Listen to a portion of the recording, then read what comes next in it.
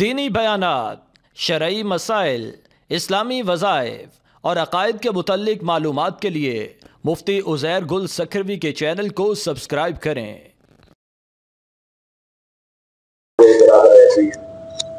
نوجوان حضرت مولانا عزیر احمد شیبانی صاحب کی خدمت میں گزارش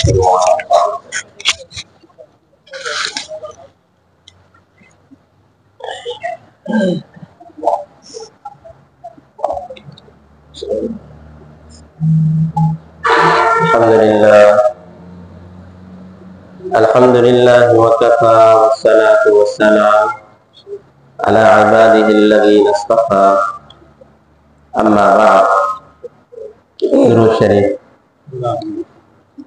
اللهم صل على محمد وعلى آل محمد كما صليت على إبراهيم وعلى آل إبراهيم إنك حميد مجيد اللهم بارك على محمد وعلى آل محمد كما باركت على إبراهيم وعلى آل إبراهيم إنك حميد مجيد۔ جیسا کہ آپ حضرات جانتے ہیں، ختم القرآن کا موقعہ ہے۔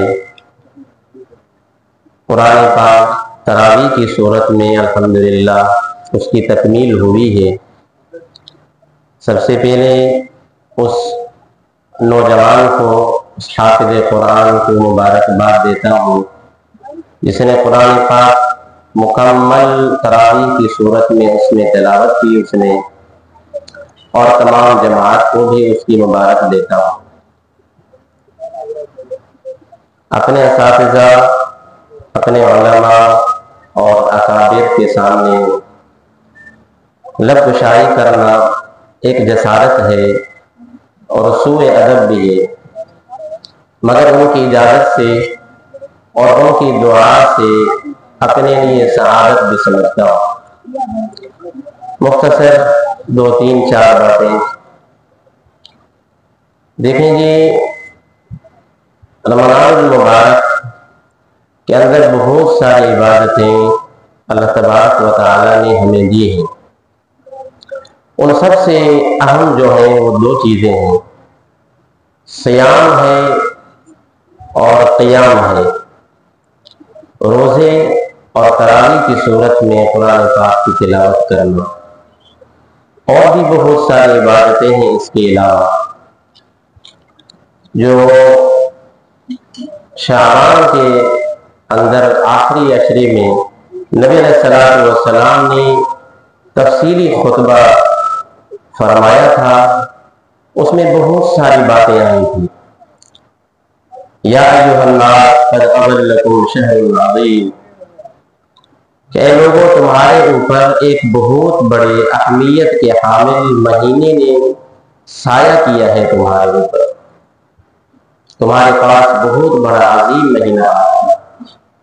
اس میں بہت ساری عبادات نبی علیہ الصلوۃ والسلام نے بتائی، ارشاد فرمائی، جس میں لیلۃ القدر کا ذکر بھی آتا ہے، اعتکاف کا ذکر بھی آتا ہے، اور ہمدردی کا، غمخواری کا بھی ذکر آتا ہے۔ ایک نفل پڑھیں تو اس کا ثواب ایک فرض کے برابر، ایک فرض پڑھیں تو 70 فرض، پھر 700 تک آگے چلا جاتا ہے۔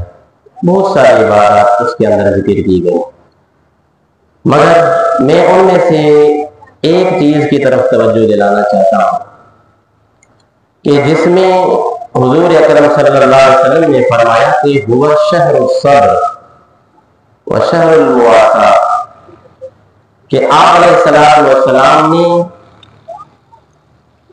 جس کو نام دیا ہے وہ شہر، وہ مہینہ صبر کا مہینہ ہے،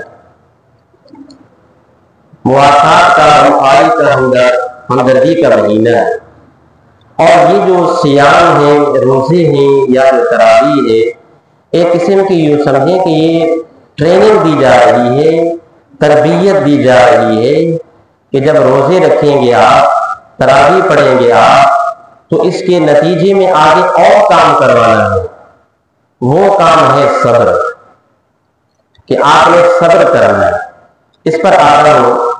اسی کے ساتھ ساتھ ایک اور بات کہتا ہوا چلوں کہ دیکھیں رمضان المبارک کے بارے میں اللہ تبارک و تعالی نے کیا فرمایا. حدیث پاک کے اندر آیا کہ آپ نے فرمایا کہ اللہ تبارک و تعالی ارشاد فرماتے ہیں کہ رمضان کا مہینہ میرا مہینہ ہے.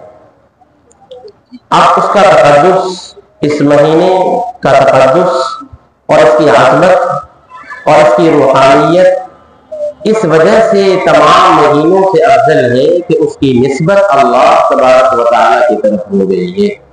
جس طرح کہ بیت اللہ کی اب اللہ کا گھر، اس کی نسبت اللہ تبارک و تعالیٰ کی طرف ہو گئی.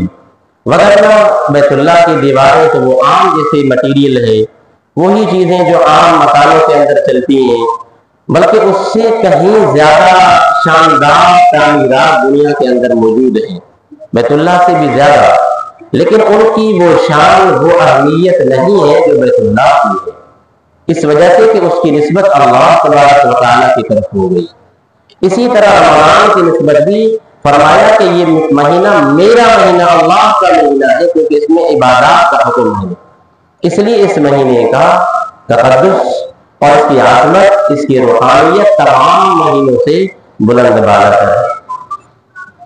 اسی کے ساتھ ساتھ دوسری بات یہ کہتا ہوا چلوں کہ جب روزوں کا حکم آیا تو اس کے آخر میں کیا فرمایا کہ لعلکم تتقون، یا الذین آمنوا کتب علیکم الصیام کما کتب علی الذین من قبلکم لعلکم تتقون، کہ روزوں کے رکھنے کا ماحصل کیا ہے، اس کا نتیجہ کیا نکلے گا؟ اس کا نتیجہ یہی نکلے گا کہ تقوی تمہارے اندر پیدا کرانی مقصود ہے اللہ تبارک و تعالیٰ کو. اب تقوی کی معنی کیا ہے؟ شریعت میں تقوی کی دو قسم کی معنی آتی ہے. ایک معنی یہ آتی ہے کہ تقوی کا معنی ہے ڈرنا، اور دوسری تقوی کی معنی ہے بچنا.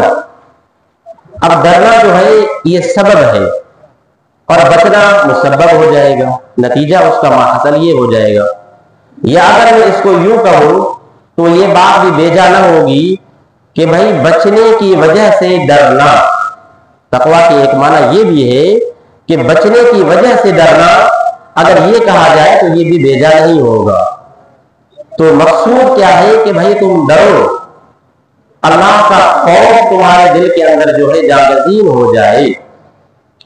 اب جب یہ تقوی پیدا ہوگی تو گناہوں سے انسان بچے گا، اور اس کے بعد اللہ تبارک و تعالی نے جب تقوی کا حکم دے دیا، جب یہ انسان گناہوں سے بچے گا، جس کو ایک جگہ پہ ارشاد یوں فرمایا کہ وَأَمَّا مَنْ خَافَ مَقَامَ رَبِّهِ وَنَهَى النَّفْسَ عَنِ الْهَوَىٰ فَإِنَّ الْجَنَّةَ هِيَ الْمَأْوَىٰ، کہ ایسی تقوی، ایسا خوف اپنے اندر پیدا کرو کہ ایک دن تمہیں اللہ تبارک و تعالیٰ کے سامنے اللہ کی حاضری، اللہ کی کورٹ میں تمہاری حاضری ہوگی.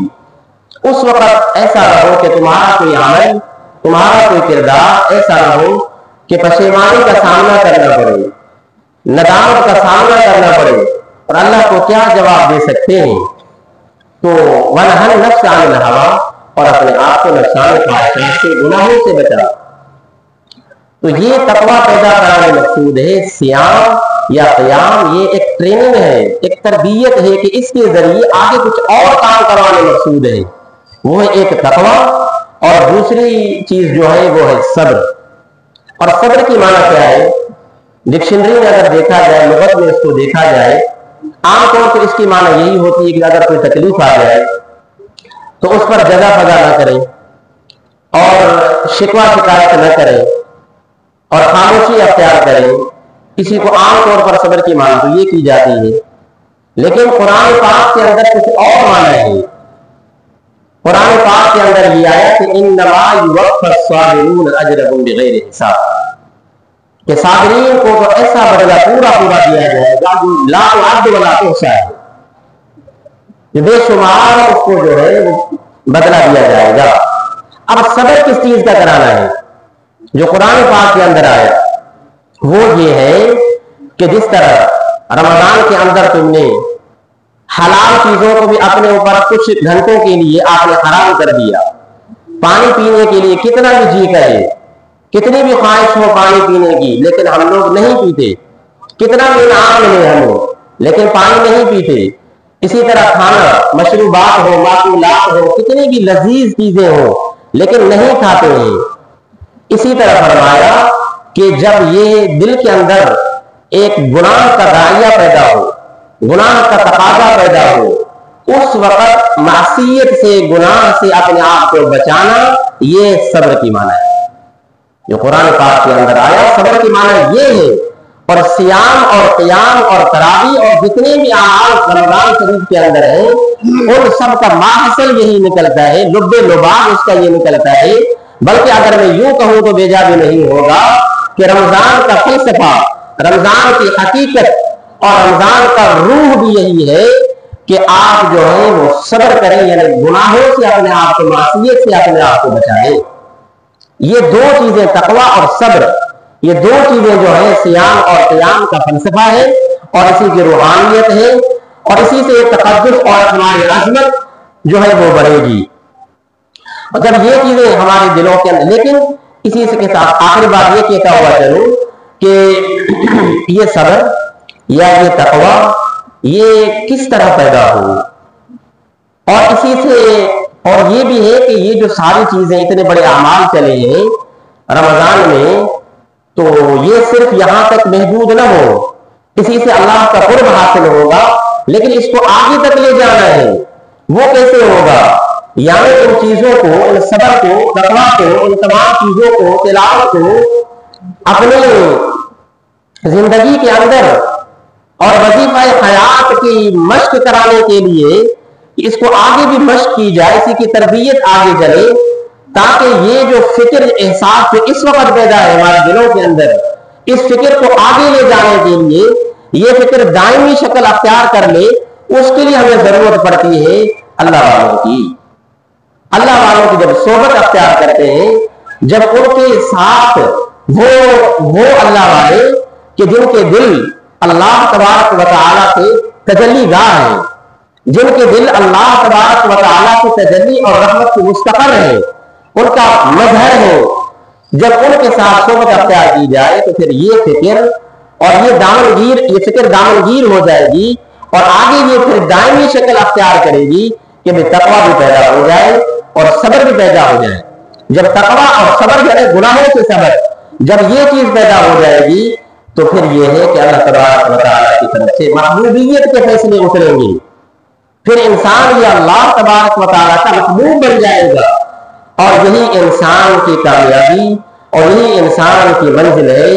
اسی سے انسان کا بیڑا پار ہو جائے گا جب محبوبیت اللہ تبارک و تعالیٰ کی طرف سے مل جائے گی۔ جب محبوبیت مل گئی تو پھر جنت تو آپ یوں